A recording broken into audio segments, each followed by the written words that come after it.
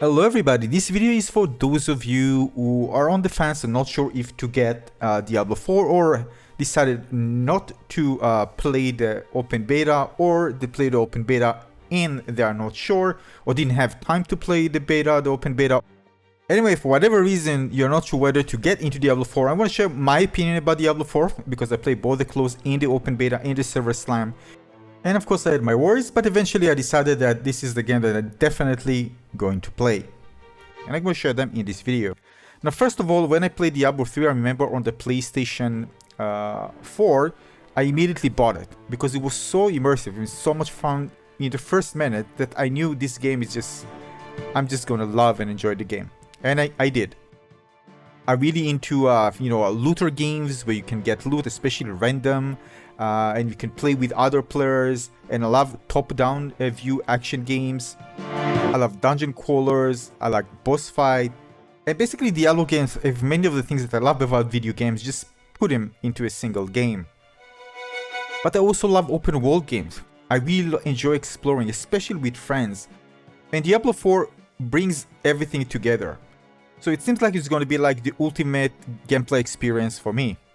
Now the thing for me that I really enjoy seeing changes in games. The last Diablo game that I played was Diablo Immortal, but I hate so much the monetization practices there that eventually I just stopped playing, and eventually it was actually quite boring.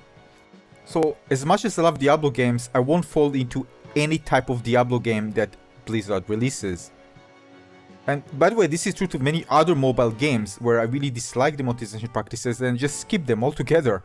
I mean, it has to be something that feels that I'm being rewarded for the time I spend in the game, for the skill required to encounter challenges, and not do it by just paying money for the game. And I love grinding in games. Some players might think, well, this is just a waste of time. Well, it depends. Of course, it's not for everybody, but I love it.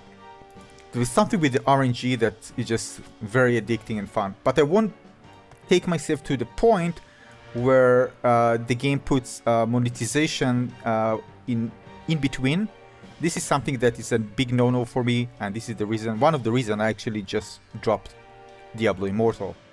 Of course you can play, by the way, you don't have to buy, but the thing is that it's gonna take you forever, for example, to get like a 4 or 5 star gem, for example, like in Diablo Immortal. Now the thing that actually made me realize that I'm gonna enjoy this game a lot is that in the beta we play the same zone, and this was the only zone, and I did it so many times and I didn't get bored. If I got bored, I would just maybe stop. I mean, I'm not forcing myself to enjoy something. If I enjoy, I enjoy. If I don't enjoy, I don't enjoy it, I just stop. And the fact that I play the same zone over and over, of course the classes has something to do with it, of course, but still doing the same zone, the same missions over and over, still I didn't get bored even for a second. I really love the gloomy world. I like exploring it. I think the world looks beautiful, although to be honest, I didn't feel like just kind of the next gen visual representation that I wanted Diablo 4 to have. It feels kind of a more old gen in terms of look. I don't know why. I don't know, it just felt like it. And again, this is a personal taste. I just feel that it's, again, in the highest graphic setting, it just felt that something there is not completely to the level that I actually expected it to be. But I did like, again, the very detailed environment and the lighting effects on the ground just give it kind of a extra depth. It just makes the game beautiful. But still I was expecting more. Now the combat itself, well, I have a mixed bag when it comes to that, but I know it's too early to say because the developers will eventually balance things out. For example, the druid before the server slam was actually terrible. It needs to be balanced. When I played the server slam, it was actually great and I really enjoyed playing the druid. And having different classes that felt unique in a way, and many of them have kind of a combination of both, kind of a hybrid, both combination of range and melee, which I like personally, by the way. But I played Diablo Immortal, I remember kind of being frustrated. I want to play more of the melee afterwards, but then I need to try another class. So if you have a class, for example, like the rogue, where you can combine the different rogue or druid, for example, you can combine that and have both melee and range, felt good. So I can actually enjoy both the melee excitement, I feel the combat more punchy, and also enjoy kind of a mage range mechanics as well when I play a certain class. Now, you need to keep in mind that things is going to be much more advanced, complicated, when I have many zones, so everything's going to be further enhanced and much better.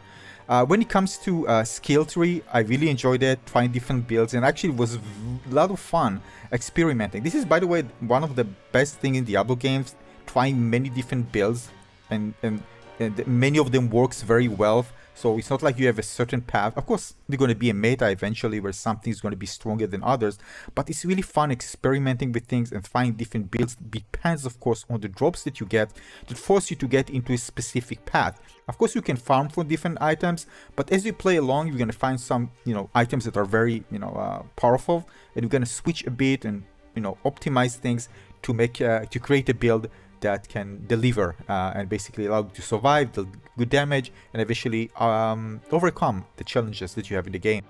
Because if there was like one path, it will definitely be boring, right? This is why the randomization in the game makes it more exciting. It kind of enforces you to adapt and think about how to create a build that works well with the gear that you have. Dungeons in this game and the bosses in the dungeons were really fun and enjoyable. Same goes, by the way, to the world bosses. I remember it was actually a disaster, but once you kind of understand how to work around the different attacks, it's very, very satisfying. It's really fun playing with many other players trying to tackle the challenge. And of course, I didn't even get to the Paragon board, which is going to be unlocked, of course, later on. So with what we have here, the game felt so rich in, in features and customization options for your class, that it just felt really, you're gonna enjoy spending time thinking, not just playing, and trying to optimize your build to really make you feel like you are, overpowered, very powerful in certain challenges. And also in some challenges, I realized that it's very important for me to switch, kind of adapt my build. For example, for Asheva, I just changed my build for a single target, where with the other, another build was actually for general play. So even then, it's really nice being able to tweak your build to match certain type of obstacles that you need to overcome, like a boss fight, for example, a world boss. Also, by the way, like the UI, I've seen previous iterations which I didn't like at all, and basically spend time, of course, based on user feedback to improve it and make it clearer. I don't like things not being clear, but the skill tree and what seems like, again, from what I see in the screenshots of the Paragon board, with the ability to rotate them around, seems like really cool mechanic that allows you to further experiment with different type of builds and really enjoy playing all the different classes to find out some really unique combinations that will play well in the game. Now, the sound effects were actually very, very well made. I can't say if the music was memorable for me, because usually if it's memorable, I remember it's kind of plays in my head. So it didn't. It was good, but not something that I'll say, wow, this blew my mind away. I still remember the music in my head now. So again, the thing that I kind of dislike is, I think the graphic fidelity that felt a bit, I don't know, outdated. I expected the lighting effects to be, I don't know, better. And yeah, it just felt like, even the particle effects that you can see just felt, I don't know, like old gen. Even the animations, some felt not that smooth, kind of harsh. I've seen this, by the way, even on the wolf there in the quest. It was kind of turning. By the way, I think they actually improved it. This time around, it was kind of doing like very sharp turns. And if it comes to that late in the game, that actually something like that is in the game, it just bothers me. Because why create such a really awful animation for turning? Like it turns like the wolf there was turning like, I don't know, like 35 degrees. It was so awkward.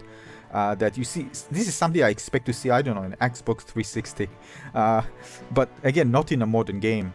So one thing for sure, I think that the beta was actually a good idea. Of course, it's good for promoting the game and encouraging players to get to pay the early access if they want to get to the closed beta.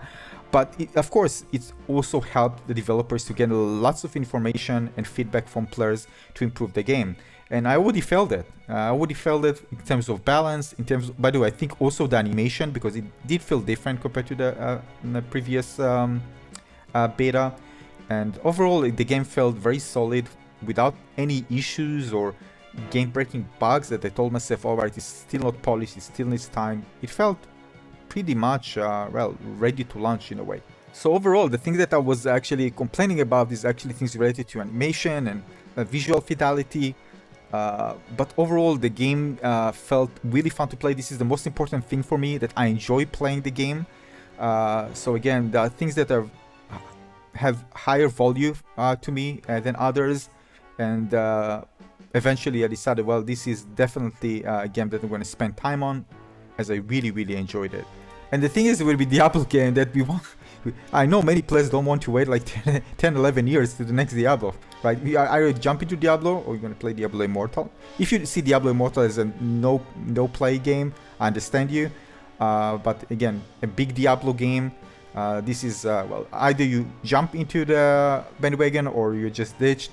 And, you know, you won't get any Diablo game soon. But of course, there are games that are quite similar. So again, I think beats Diablo 4 in terms of popularity. And again, this is the fun. The social aspect is really fun. Debating and asking questions and asking players who have lots of experience what to do here. I got this item. What should I do with it? And of course, playing with others. I mean, so the community part is really important part of the game. This is, for me, just, you know, it's one thing. I can't really disconnect with it. It's not a game that I would just enjoy playing alone, and that's a bit. I enjoy the communicating with others and learning from others and getting better and debating and all this stuff that happens in communities related to a game. So in Diablo 4, it's very strong. There are very passionate players in this game, and yeah, and of course there are lots more features to come, and I think it's going to be great. So overall, although I have some, you know, things that I wasn't satisfied with the game, overall I find the game to be terrific based on my time with the beta. So now I turn this question to you. What do you think about Diablo 4? Do you think about getting it or passing? You are not satisfied with what you've seen so far? It just seemed like, you know, except for the open world, maybe just another Diablo game that is maybe even less exciting than Diablo 3 based on your experience so far. If you play, you know, the beta and you are a Diablo 3 player, let me know in the comment section below things you are not satisfied with. It would be interesting to hear your opinion, because again, this is just my opinion, and I'm sure there are many more dedicated players that can really spot things better than I do, and you can share your own opinion about Diablo 4 based on the beta. So again, in the comment section below, waiting to hear your opinion. Thank you.